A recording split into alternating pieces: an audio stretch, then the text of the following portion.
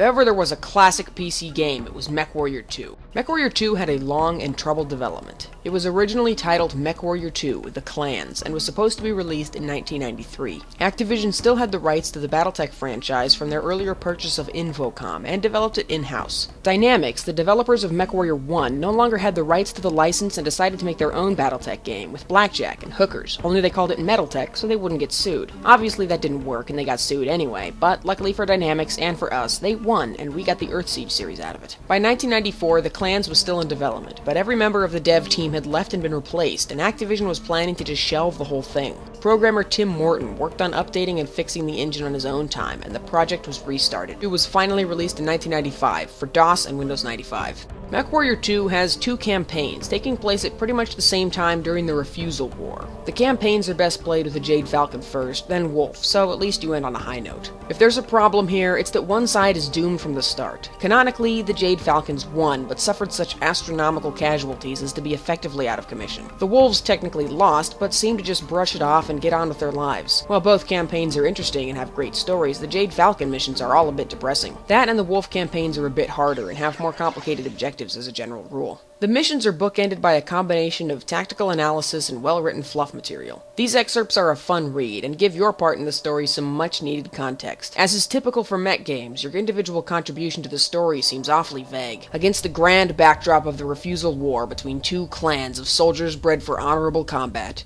You guard a supply train. Twice. Regular missions are broken up on occasion by trials of position, where you have an opportunity to attain a new rank, or two new ranks if you're ambitious and a kick-ass pilot. The ranks don't do much except affect the final score you get for the game, called Honor. You also get more honor for deploying less than the maximum tonnage for each mission, and for completing tertiary objectives. It seems fairly logical that attaining higher ranks and more honor unlock data entries in the Archive holoprojector accessible from the Mission Hub area, but it does not. Honor is just a high score list. Woohoo! This is made more disappointing by the fact that some entries in the archive list are grayed out, presumably restricted by rank. Some of the grayed out entries look very interesting, but are probably just there to piss me off. Anyway, the campaign. The real shortcoming here is the lack of persistent inventory or equipment. You have just one limitation for each mission, the tonnage available to you. That in mind, you can go nuts with expensive and rare weapons and chassis. Maybe this is to represent the limitless resources of the clans. They are portrayed frequently as this nigh unbeatable military power. However, the in-mission fluff deals with a host of tactical considerations, like supply lines and the need to repair and rearm mechs. So it would appear that yours is the only clan unit not restricted by logistics. I know the focus of the clan-oriented games isn't supposed to be the same as in Mercenaries. You're not trying to make and spend money, you're pretty much fighting a holy war. However, MechWarrior 3 does successfully integrate logistics into the campaign without using money, so it can be done. That's a pretty minor concern, however, as the missions are engaging and difficult, and the variety is decent without being gimmicky. I wouldn't mind fighting against more types of enemies, though. Aside from mechs, you'll fight elemental battle armor, but only once, tanks, but only really once, and dropships, which you actually fight very often. The structure is also not a deal breaker because the quality of the simulation is top-notch. If MechWarrior 1 seemed impressive, MechWarrior 2 is astounding. So much more detail is packed into the game. The controls are vastly expanded to allow for many additional systems like group firing, external camera, and much more fluid movement. Compared to the sluggish plotting of MechWarrior 1, it's fast and responsive, but the mechs still feel appropriately heavy, like massive walking tanks instead of a guy in a robot suit. It's deliberate but not clumsy. The ability to customize your mechs, now often taken for granted, was another new feature that really adds to the game, and is now what people remember best about the series. Being able to jam any kind of object into any available space does strain the suspension of disbelief, and it does mean most chassis behave exactly the same aside from weight differences. Really though, making your own custom designs is great any way you slice it. Other more subtle changes to the game are a big help too, though actually when I say subtle, I really mean awesome. A bunch of small changes make for faster paced combat, like lowered heat values for all weapons, faster refire rates, and the way that missile racks fire flights of missiles instead of a single huge fat missile meant to represent a bunch of missiles. Overheating is also made much more dangerous. If you overheat, your mech shuts down, like in MechWarrior 1, but Mech 2 added the ability to override the auto shutdown, opening the door to catastrophic meltdowns. Combat gets way more intense when you're trying to squeeze just one more salvo of lasers out of a boiling reactor. Mech 1 is a lot closer to the tabletop game in raw numbers, but it also makes it obvious that a straight-up virtual version of the tabletop game isn't the best way to present the material. Aside from customization, the most enduring and memorable part of MechWarrior 2 is the computer voice. Well, maybe the image enhancement mode. Well, maybe the Timberwolf. Of course, it could have been the epic music, or the intro cinematic. First, the computer voice. It sounds so cool. After a while, it gets super annoying, sure, but at first it's awesome and you can always turn it off. Autopilot engaged. Autopilot disabled. External camera engaged. Image enhancement engaged. Light amplification engaged. Satellite link established. All points joining formation. The startup sequence at the beginning of every mission is also iconic, even though the version most people remember isn't actually from MechWarrior 2. Planet Zolomir. Ambient temperature 34.68 degrees. Local time is 23:24:20 GST.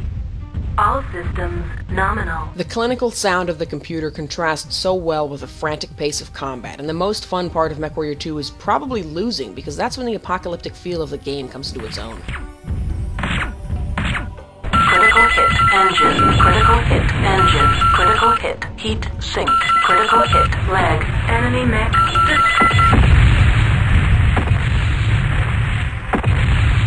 Some really sweet stuff happens in this game.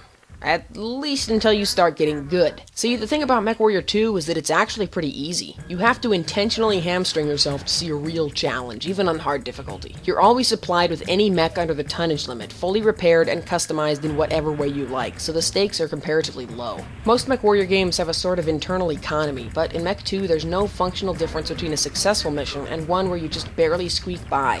Your mech will be good to go by the next mission. Hell, it probably won't even be the same mech. Many hardcore players will try to complete every mission in a stripped-out fire moth just for a challenge. Not that some missions aren't difficult, because they often can be, but rarely does that difficulty lead to danger. What I mean is, a far too weighty percentage of the missions are defend or escort missions, which thanks to hit detection and bad AI can be extremely difficult. Unfortunately, you'll probably be just fine, which means the terrified desperation, the cold panic, the really fun part of MechWarrior doesn't happen very often. But it does happen in the intro cutscene. MechWarrior intro cinematics are sort of an isolated art form of apocalyptic tragedy. Digital Domain made the intro cinematic for MechWarrior 2, which follows a Timberwolf in its doomed final battle. MechWarrior 2 also sounds amazing, with iconic sound effects and an atmospheric and very long electronic tribal fusion score.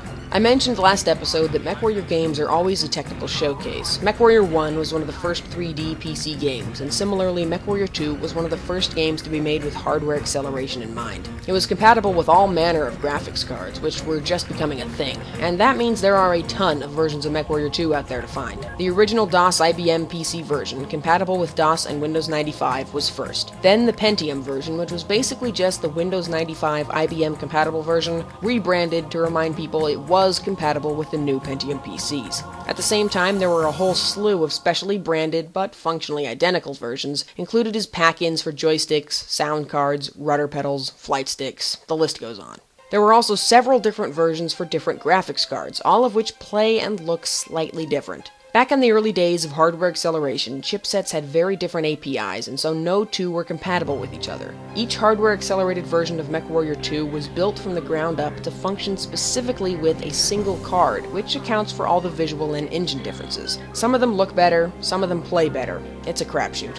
After MechWarrior 2 Mercenaries was released in 1996, its engine was used as the basis for a re-release of MechWarrior 2 and Ghost Bear's Legacy, called the Battle Pack Edition. This is the Windows 95 version of the game, with a few engine and graphical differences lifted from Mercenaries. Finally, there was the Titanium Trilogy in 1998, a redux of all three MechWarrior 2 games, intended to be the definitive version of the Mech 2 trilogy. Unfortunately, due to money and time running out for the dev team, these were incomplete and pretty much garbage. Hit detection was borked because of a slight change in the way the game engine did basic math calculations. Heat and damage were messed up too, for no obvious reason, turning pulse lasers into ranged plasma cutters. It's also impossible to overheat yourself.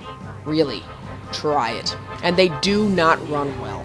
What's worse, the Titanium editions don't look any better than the old-school DOS version. They're certainly less attractive than the CD-accelerated versions, essentially just adding a skybox to the Mercenaries engine, bumping the color depth from 8 to 16-bit, and slathering loads of textures on every surface. The 3D-accelerated versions of the game had higher polygon counts, but the Titanium editions kept the low poly counts of the original game. The result is like a high-definition Minecraft texture pack. There may be plenty of pixels of resolution, but the geometry is still primitive.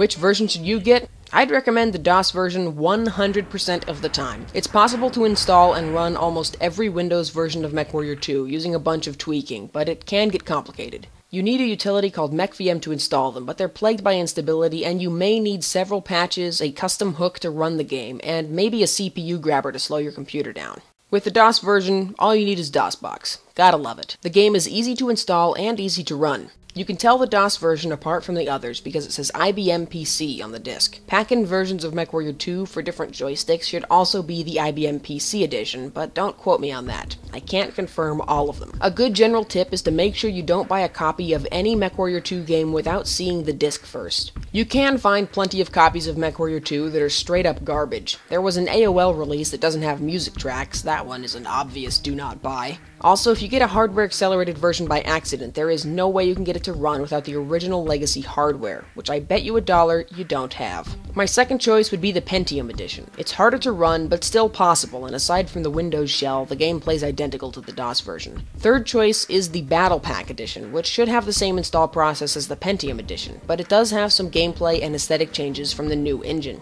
The Battle Pack edition is also included on the Titanium Trilogy discs as an alternate install option. NetMech, the multiplayer expansion for MechWarrior 2, was released for free online, but also in standalone disc form. I'd say don't buy it because NetMech is still available as a free download, and that version doesn't have the original game on it.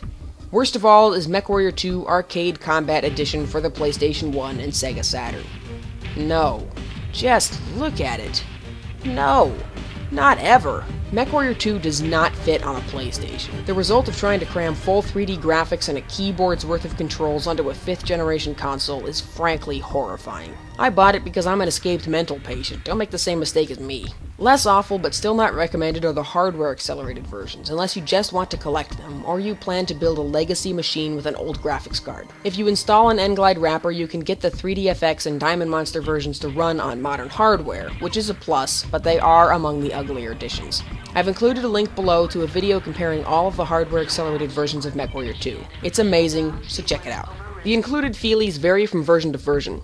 The original release of MechWarrior 2 included a reference card and a very thick manual with great sketches and artwork, though the various pack-in versions are condensed to a smaller manual in the jewel case. The big box version, which I have, also has some printed letters explaining the goals of the two clan factions, which are kind of cool but a bit nonsensical. Mine came with lots of extra letters, too. I don't know why. Maybe you were supposed to give them to your friends. And that, gamers, is MechWarrior 2. It's a classic. Of course I recommend it, and not just to simulation fans.